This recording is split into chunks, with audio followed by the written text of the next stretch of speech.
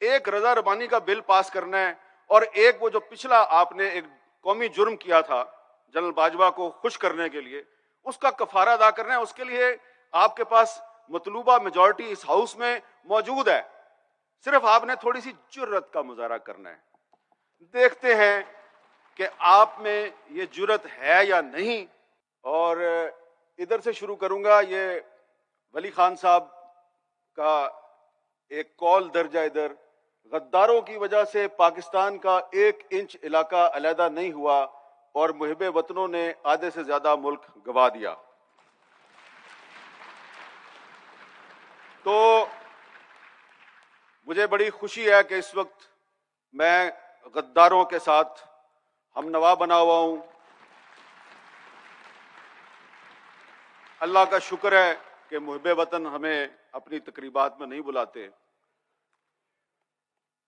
اور ابھی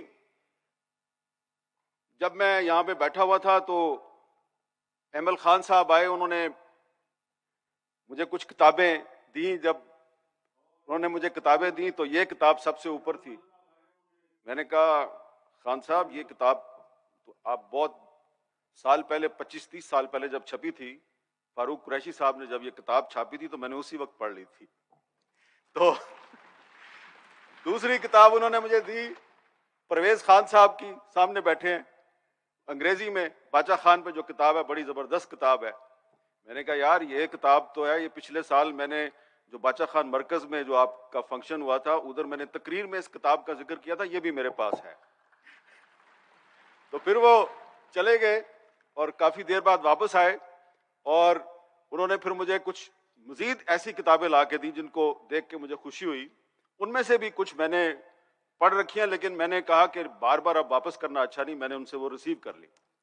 تو مجھے بڑی خوشی ہے کہ باچا خان اور ولی خان کے جو نام لیوا ہیں ان کا تعلق کتاب کے ساتھ ہے، کلاشنکوف کے ساتھ نہیں ہے.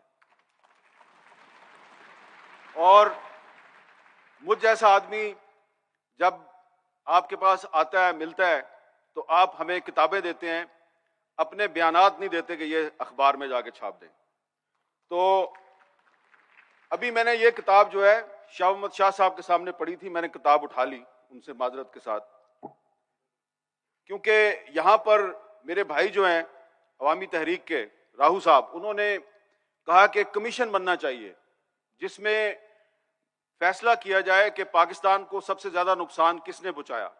تو وہ کمیشن جو ہے نا، وہ تو اس میں میرے جیسے لوگ تو نہیں شامل ہو سکتے کیونکہ ہم تو پہلے ہی پارٹی ہیں، کیونکہ ہم تو آپ غداروں کے ساتھی ہیں. تو کمیشن میں تو وہ لوگ شامل ہوں جن پہ کسی نے کبھی کوئی الزام نہ لگایا ہو. لیکن میں آج آپ سب حاضرین جو یہاں پہ موجود ہیں آپ کو یہ دعوت دوں گا، اور خاص طور پہ رضا ربانی صاحب کو، کہ یہ کتاب ضرور پڑھ لیں. یہ کتاب جو ہے نا، اس کتاب میں کچھ ایسی چیزیں ہیں جو وہ سامنے لکھا ہوا ہے اس کی تصدیق کرتی ہیں. اور اس میں ایک ولی خان صاحب کا انٹرویو ہے جو اختر کشمیری صاحب نے کیا تھا، اور اس انٹرویو میں ولی خان صاحب نے یہ بتایا ہے کہ ہمیں کس کس طریقے سے پاکستان بننے کے بعد کس کس طریقے سے ہمیں بلیک میل کیا گیا، دباؤ میں لانے کی کوشش کی گئی، ہمیں جیلوں میں ڈالا گیا، اور پھر سمجھوتا کرنے کے لیے ہمیں کہا گیا کہ آپ ہمارے ساتھ اقتدار میں شامل ہو جائیں، ہم آپ کو منسٹری دیں گے، چیف منسٹری دیں گے، آپ بس ہمارے ساتھ شامل اقتدار ہو جائیں. اور کہانی پتہ کب سے شروع ہوتی ہے؟ سکندر مرزا سے. اور سکندر مرزا جو ہے اس نے ایک دفعہ، ولی خان صاحب کہتے ہیں اپنے انٹرویو میں کہ مجھے اس نے کسی طریقے سے بڑی مشکل سے ملاقات پہ راضی کیا. میں ملاقات کرنے چلا گیا، میں نے کہا چلیں یہ ہمارے علاقے میں کبھی پولیٹیکل ایجنٹ رہا ہے، کمشنر بھی رہا ہے، تو مل لیتے ہیں. تو اس نے بڑی خوشامد کی اور کہا کہ آپ ہمارے ساتھ شامل اقتدار ہو جائیں. تو ولی خان صاحب نے اپنی جان چھڑائی. جب وہ جان چھوڑنے پہ آمادہ نہ ہوا تو یہ کتاب میں لکھا ہوا ہے رضا ربانی صاحب، ولی خان صاحب کہتے ہیں میں اس کے دفتر سے بھاگ اٹھا. تو میں جب بھاگ کے باہر نکلا تو وہ میرے پیچھے پیچھے بھاگا.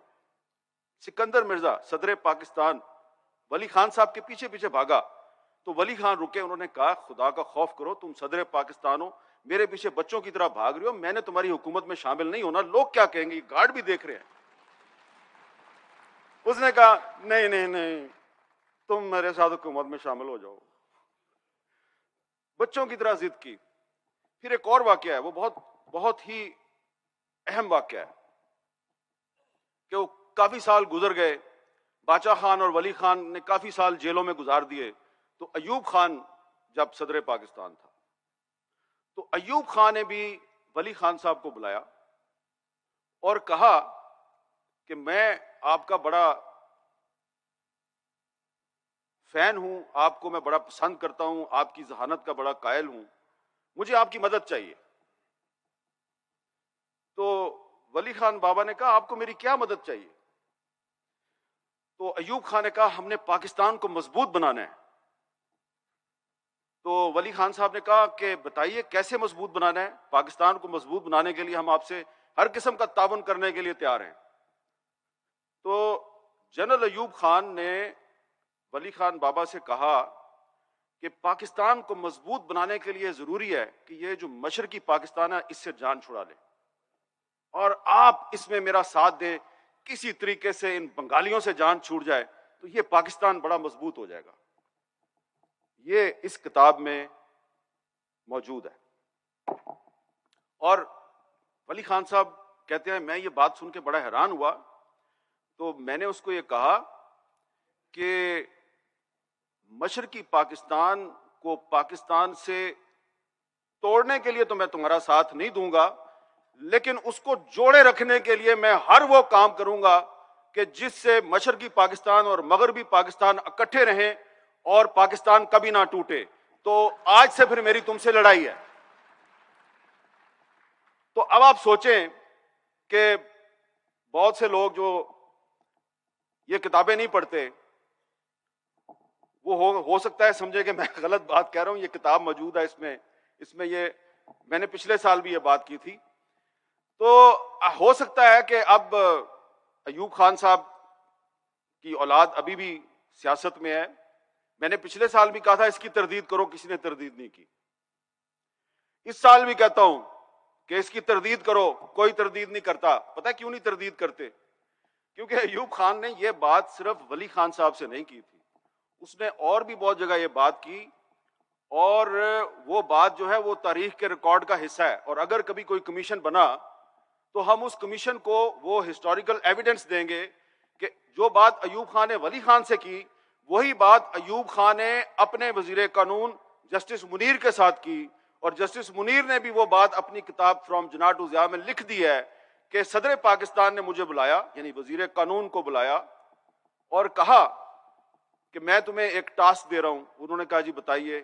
ٹاسک یہ ہے کہ یہ جو بنگالی ہیں ان سے جان چھڑاؤ.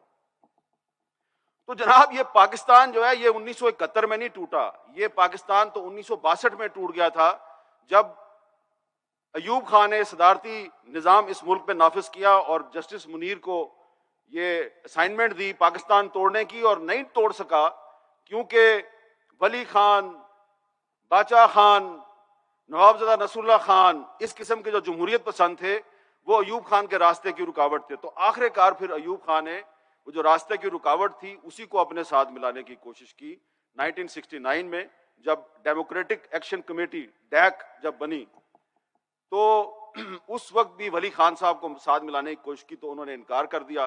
تو یہ میں آپ کو بتانا چاہتا ہوں کہ یہ جو ریاست پاکستان ہے جس کے کچھ اداروں پہ عثمان کاکڑ صاحب کے ہونہار برخوردار نے بڑی جرأت مندانہ انداز میں تنقید کی ہے, یہ خود پاکستان توڑنے کی سازش میں ملوث ہیں, اور جو پاکستان توڑنے کی سازش کے خلاف مزاحمت کرتا ہے یہ کہتے ہیں تم غدار ہو. کیسی عجیب بات ہے کہ جو کہتے ہیں پاکستان نہیں توڑنا وہ غدار ہے, اور جو کہتے ہیں پاکستان توڑنے وہ محب وطن ہے. یہ ہماری پاکستان کی تاریخ کا سب سے بڑا المیہ ہے. لیکن ایک اور بات بھی میں یہاں پہ کرنا چاہتا ہوں, گستاخی معاف, کیونکہ آپ نے ہمیں باچا خان اور ولی خان بابا کے نام پہ بلایا ہے. تو یہاں پہ ہمیں آج یہ بھی بات کرنی چاہیے کہ پاکستان میں جمہوری اداروں کی بالادستی ہونی چاہیے، آئین اور قانون کی بالادستی ہونی چاہیے، محکوم اقوام کو ان کے حقوق ملنے چاہیے، اور 1973 کا جو آئین ہے جیسا بھی ہے، جس آئین کو بنانے میں ولی خان صاحب کا بھی کردار ہے، مولانا مفتی محمود کا بھی کردار ہے، ذوالفقار علی بھٹو کا بھی کردار ہے، غوث بخش بزنجو صاحب کا بھی کردار ہے، اس آئین میں جو حقوق دیے گئے ہیں وہ تو کم از کم دینا، لیکن آپ تو وہ حقوق بھی نہیں دیتے۔ تو جو قوتیں پاکستان کے آئین کو پامال کرتی ہیں، آپ ان قوتوں کے ساتھ سودے بازی کر لیتے ہیں۔ تو آج میں یہاں پہ دو مطالبات کروں گا، دو تجاویز یا خواہشات کہہ لیں آپ، ہزاروں خواہشیں ایسی کہ ہر خواہش پہ دم نکلے۔ کیونکہ ابھی جب میں آ رہا تھا تو وزیر خزانہ اسحاق ڈار صاحب نے ایک اعلان کیا ہے، پیٹرول کی قیمت میں 35 روپے فی لیٹر انہوں نے اضافہ کر دیا۔ تو ظاہری بات ہے، ابھی حکمران جو ہیں وہ بھی یہاں پہ آئیں گے، وہ بھی آپ سے بہت سی باتیں کریں گے، بہت سے وعدے کریں گے، تو یہ مہنگائی کو تو کنٹرول نہیں کر سکتے، کیونکہ یہ سارے آئی ایم ایف سے ڈکٹیشن لیتے ہیں، خواہ وہ عمران خان ہو، خواہ وہ شہباز شریف ہو، سارے آئی ایم ایف کی چوکھٹ پہ حاضری دیتے ہیں، اور آئی ایم ایف کو ہی پاکستان کا نجات دہندہ سمجھتے ہیں۔ لیکن ایک کام آپ کر سکتے ہیں، آپ مہنگائی کو کنٹرول نہیں کر سکتے، لیکن ایک کام تو آپ کر سکتے ہیں کہ یہ ایک آدمی بیٹھا ہوا ہے یہ اسٹیج پہ، اس کا نام ہے رضا ربانی۔ ان صاحب نے 2 سال پہلے سینٹ میں ایک بل پیش کیا تھا کہ یہ جو پاکستان میں لوگوں کو غدار بنانے کا جو قانون ہے، جو انگریزوں نے اس ملک میں نافذ کیا تھا، 124 اے، جو آپ میں سے بہت سے لوگوں پہ لگ چکا ہے، جس کا میں بھی شکار ہو چکا ہوں، تو 124 اے ختم کیا جائے۔ تو ان کا بل سینٹ نے پاس کر دیا، ایسا ہی ہوا تھا جی۔ پھر وہ بل گیا جی قومی اسمبلی میں، یہی قومی اسمبلی اپنی شہباز شریف صاحب والی، ادھر وہ بل گم ہو گیا، ابھی تک لاپتہ ہے۔ تو میری اس تقریب کی وساطت سے جناب شہباز شریف صاحب سے گزارش ہے کہ حضور والا، آپ مہنگائی کو تو ختم نہیں کر سکتے، اور یہ کم از کم 124 اے کو تو ختم کر دو۔ اس کے لیے کیا کرنا ہے آپ نے؟ وہ جو بل سینٹ نے پاس کیا ہے، وہ بل قومی اسمبلی میں آ گیا ہے، قومی اسمبلی کے اسپیکر کو کہنا ہے کہ یہ بل منظور کرو، تو 124 سے ختم ہو جائے گی، انگریز دور کا سیاہ قانون ختم ہو جائے گا۔ لیکن آپ کو بھی پتہ ہے اور مجھے بھی پتہ ہے، یہ نہیں کریں گے۔ اس لیے نہیں کریں گے کہ انہوں نے تو اب وہ فواد چودھری پہ بھی لگا دیا 124 سے، تو اگر انہوں نے 124 سے ختم کر دیا تو پھر فواد چودھری کو بڑا فائدہ ہو جائے گا۔ لیکن آپ صرف یہ سوچیں کہ ساری عمر تو آپ نے حکومت میں نہیں رہنا، کبھی نہ کبھی تو آپ نے بھی اپوزیشن میں آنا ہے، تو کل کو پھر فواد چودھری یہی 124 سے آپ پہ دوبارہ لگا دے گا۔ تو یہ جو ایک کھیل تماشا پاکستان میں چل رہا ہے کہ باچا خان سے آپ شروع ہوئے تھے، اس کو آپ نے بغاوت کے مقدمے میں گرفتار کیا، بات چلتی گئی، حسین شہید سہروردی پہ آئی، پھر اسی مقدمے میں آپ نے بے نظیر بھٹو کو ٹرائی کیا، پھر اسی مقدمے میں نواز شریف صاحب جو ہیں 2 سال پہلے، نواز شریف اور مریم نواز دونوں پہ لاہور میں 124 کا مقدمہ قائم ہوا۔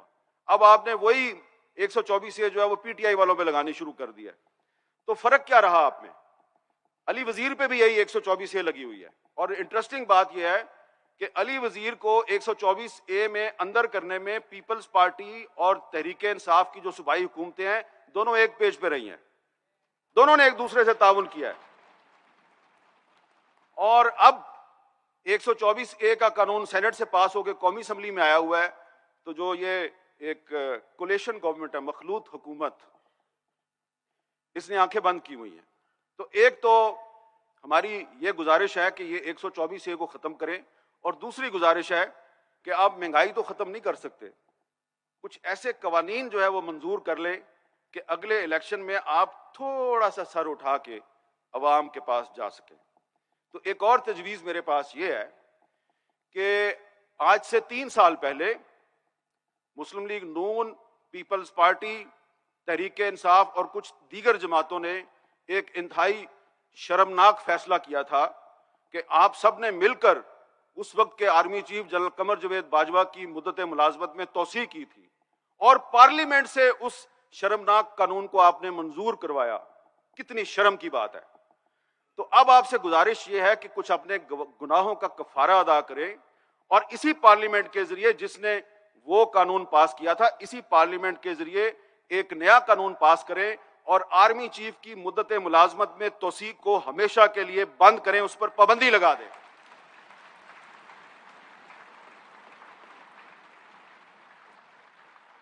اب صرف میرے پاس فہرست تو بڑی لمبی ہے، ہزاروں خواہشیں ایسی، میں صرف یہ 2 ہی خواہشیں جو ہیں، 2 ہی مطالبات رکھتا ہوں، کیونکہ اس قومی اسمبلی میں 125 سیٹیں خالی ہیں، اپوزیشن ہے نہیں ہے. آپ نے صرف ایک رضا ربانی کا بل پاس کرنا ہے اور ایک وہ جو پچھلا آپ نے ایک قومی جرم کیا تھا جنرل باجوہ کو خوش کرنے کے لیے، اس کا کفارہ ادا کرنا ہے. اس کے لیے آپ کے پاس مطلوبہ میجورٹی اس ہاؤس میں موجود ہے، صرف آپ نے تھوڑی سی جرت کا مظاہرہ کرنا ہے. دیکھتے ہیں کہ آپ میں یہ جرت ہے یا نہیں. اگر ہاں تو شاید ANP مزید کچھ عرصہ آپ کے ساتھ چلے اور ہم خاموش رہیں، لیکن اگر نہیں تو پھر ANP بھلے آپ لوگوں کے ساتھ چلے، ہم خاموش نہیں رہیں گے. بہت بہت شکریہ.